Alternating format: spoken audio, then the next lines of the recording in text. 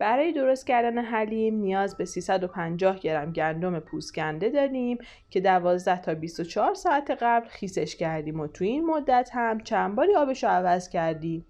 حالا گندمای خیس خورده رو داخل یه قابلمه میریزیم. اندازه قابلمه باید نسبت به مقدار گندم خیلی بزرگتر باشه، چون گندم بعد از پخت شکفته میشه و حجمش بیشتر میشه. حدود 2 لیتر آب رو هم بهش اضافه میکنیم. البته درش رو نمیبندیم تا آب شروع به جوشیدن کنه. گوشتی که معمولا برای حلیم استفاده میشه گوشت گوسفندی یا بوقلمونه که من اینجا از 600 گرم گوشت گوسفندی با استخوان استفاده کردم که حدود 250 الی 300 گرم گوشت خالص بهم میده. گوشت رو همراه با یه پیاز نصف شده و یه تیکه چوب دارچین و حدود 4 لیوان آب میذاریم روی شعله کم تا با در بسته شروع به پختن کنه.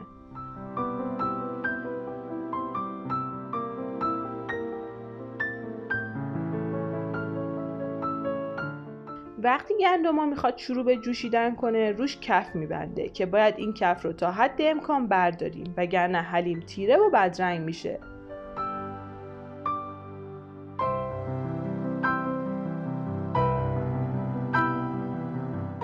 وقتی آب شروع به جوشیدن کرد حرارت رو کم میکنیم، یک بار هم میزنیم و درش رو میذاریم تا گندم‌ها بپزن. البته حواستون باشه گوشه در قابلمه رو باز میذاریم تا حلیم سر نره.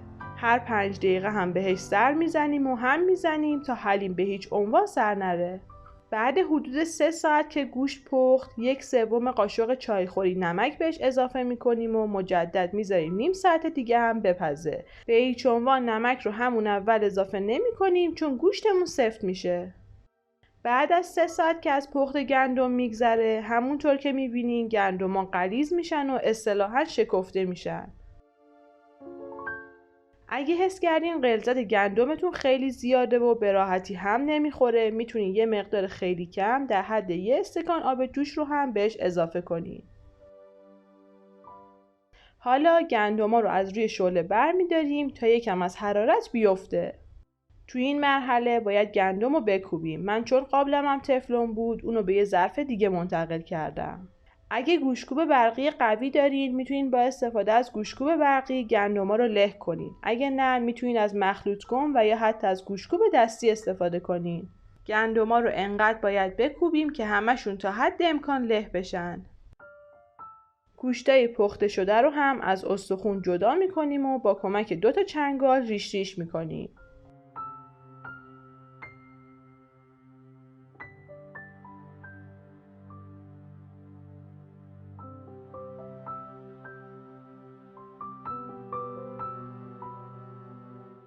حالا گندم کوبیده شده رو مجدد روی شعله خیلی کم میذاریم. بافت گندم بعد کوبیده شدن باید به این شکل باشه، همینقدر غلیظ و کشدار.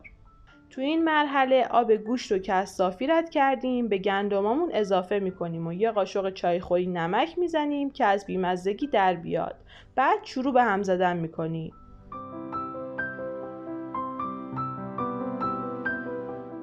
بهتره که موقع هم زدن با پشت قاشق چوبی گندما رو مجدد له کنیم تا اگه چیزی باقی مونده کاملا له بشه. دقت کنین که توی این مرحله حرارت باید کم باشه و مدام هم بزنیم، چون اگه هم نزنیم خیلی سریع حلیم ته میگیره. حالا گوشتا رو هم اضافه میکنیم و مجدد به هم زدن ادامه میدیم. این هم زدن رو باید حدود 1 ساعت ادامه بدیم که باعث میشه حلیم کشدارتری داشته باشیم. تو این مرحله اگه دیدیم حلیممون خیلی سفته میتونیم نصف استکان آب جوش رو هم بهش اضافه کنیم. یادتون نره که تو این مرحله به هیچ عنوان نباید در قابلمه رو بذاریم.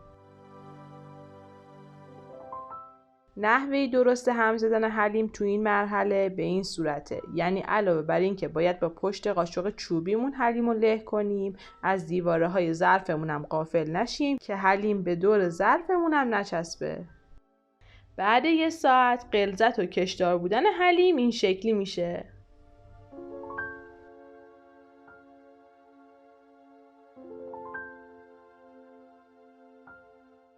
در نهایت حلیم رو با کنجد، یه مقدار گوشت ریش ریش شده، پودر دارچین و کره آب شده تزیینش میکنی. اینم از حلیم خوشمزه و کشدار ما. نوش جونتون.